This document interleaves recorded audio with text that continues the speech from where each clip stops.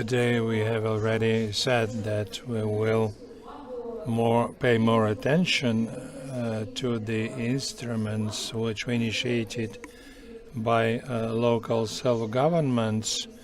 We have here representatives of a local council. This is the mayor of the city of Mykolaiv. The city often is shelled and bombed by Russian forces.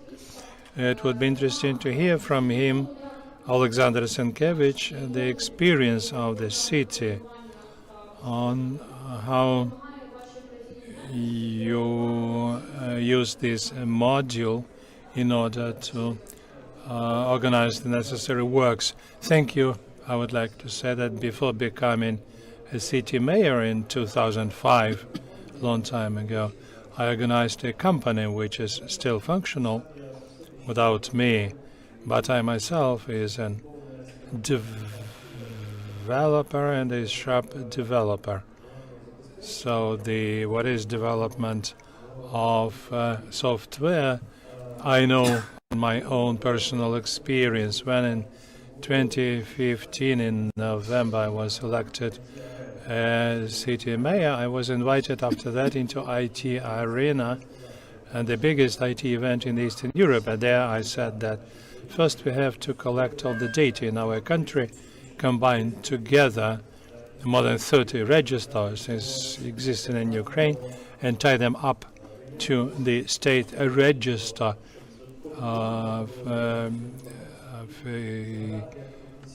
people registered. I remember that in 1990 there was a movie, Terminator 1, and there was a monitor which could provide everyone with information about a person. 30 years passed, but we don't have anything like that in Ukraine. This, I don't agree with you. This is not just a help. These are instruments of combating corruption. It's basic instruments. Because, as my mother used to say, cockroaches don't like light. And the issue of corruption has been a lot has been talked by Russians in order to make Ukraine the image of a corrupt state, so that we are not accepted by the EU. In our Mykolaiv City Council, we also combat corruption, but usually people say that the city mayor is the major responsible person for that. But I'm not talking about personalities. This is about systems. I don't believe into people. When people ask me what is the most difficult in your work as a city mayor, I said everyday struggle against temptations, and people yield to temptation. Before the full-scale invasion, we started working with SotsPros company since 2018. We started collecting various data and including it into GIS system. When the members of the council receive the files, and at the session they have the whole information about the files and documents which they have, as well as reference to Geoportal map, where you will see for what plot of land you are voting. Not just some numbered enigmatic plot of land, but for specific land plot which people can see on the website. The second was to set up a separate layer of communal property.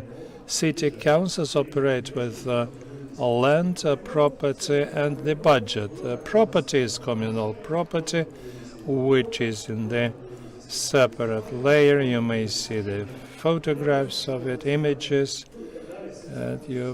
All this information is present, and there is no need to go to any bureaucrats in order to know what is offered for rent. So since the beginning of the war, we started creating a new layer into which we included all damage. And we started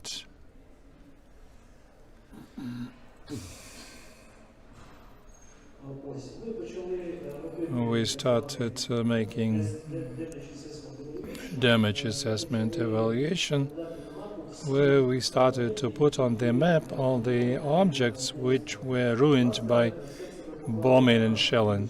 All this was put on this layer, and you may see that the territory was shelled by Russians everywhere.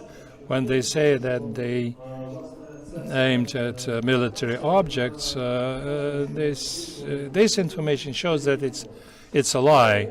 They shelled everywhere.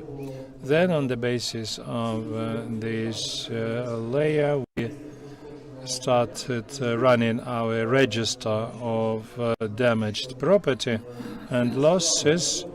The total sum, together with the European Anti-Corruption Initiative and the project Russia Will Pay, we assessed preliminary assessment, came to a conclusion that it is about 852 million euro of damaged property. Now we are doing examination after the bombardments ceased somehow. So we do assessment of these objects by experts, and this included into registers, and it is included into the public Geoportal.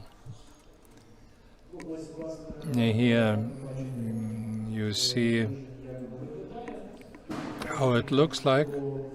This is data on the level of damage. You may sort these facilities, selecting based on the type of damage. In total, we have information about 3,574 objects, 344 of the first category and 231 object of the second category. This is verified data, which data helps us to pay people money in the framework of a revival program. Everything is done publicly.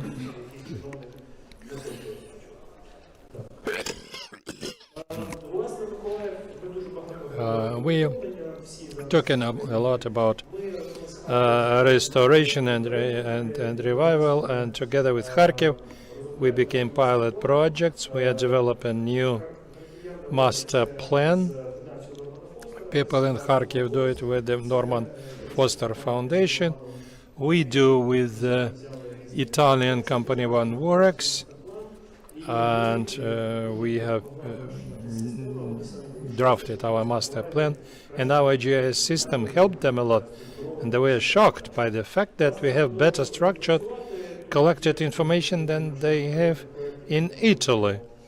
And here we get together information about the projects which we would like to implement. And in conclusion, I would like to say that yes, our country is very powerful, but we have very trivial problems. Very often we develop instruments which we don't know how to use. And speaking about IT, all this should be centralized. I would say that the best reform in Ukraine is decentralization, and the reform in the IT sphere should be centralization. Very often we say that we have to give everything to everyone, and I'm sure that we have to develop all these projects at the state level and divide them between various communities. Some communities have a possibility to invest millions into the development of these systems. Other communities don't have such opportunities, and the state should assist them with that. So when we're sitting here, I see that we have a fire alarm system. All these sensors are covered with covers. If there is smoke, they will not work. And these red caps should be removed after installing of these sensors. So people have to be taught how to use these IT instruments, and there should be special state programs for people, because the biggest problem which we face after the end of the war would be a brain drain, because very many people who know how to make good money and who know that their brains cost a lot, they may leave the country. Therefore, we need to train people for them to be able to use these objects and systems, not only in big cities like Mykolaiv, but in small towns as well, to make it uniform, to distribute and to teach. I would say this is the major state task. And I think that any support program consists of 3 layers: a level of data, level of business logic, and level of presentation. So we may create data, and the state should provide for business logic and presentation for it to be clear to everyone. Thank you for your attention.